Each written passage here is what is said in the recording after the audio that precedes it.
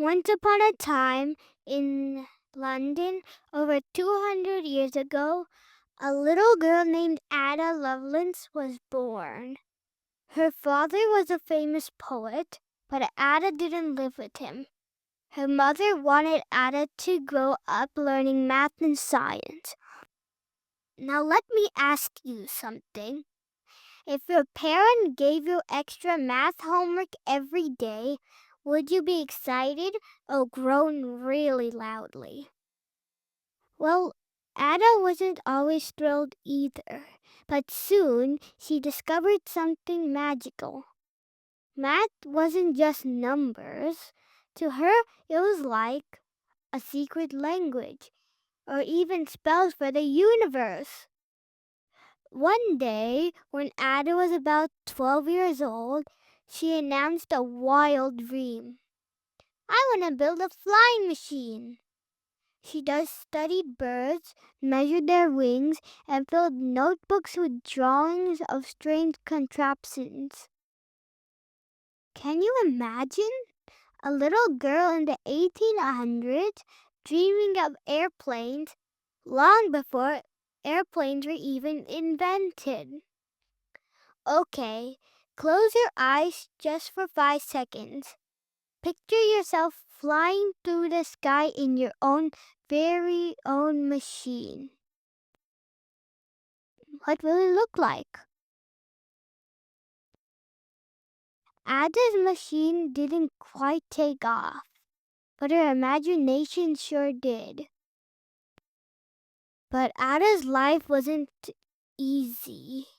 She often got very sick and had to stay in bed for weeks.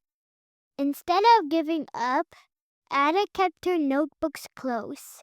She filled page after page with wild ideas, machines, patterns, numbers, and dreams. Even when her body felt weak, her mind stayed strong.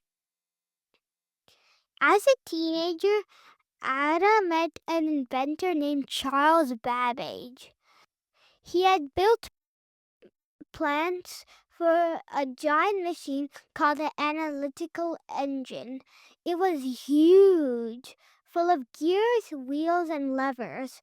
But to Charles, it was just a calculator. But Ada saw something no one else did. She said, this machine could do more than math. It could weave patterns like a loom, play music like an orchestra, even create art. Ada began writing down instructions. Now we what call computer program. Can you imagine? The very first program in history. And there weren't even computers yet, just gears and imagination. Of course, many people didn't believe her. They said, she's just a woman. Machines can't do all that. But Ada didn't let those voices stop her. She trusted her vision. She believed in what numbers could become. So what could we learn from Ada? Your imagination is powerful. Brave choices, like saying, what if numbers could sing, could change history.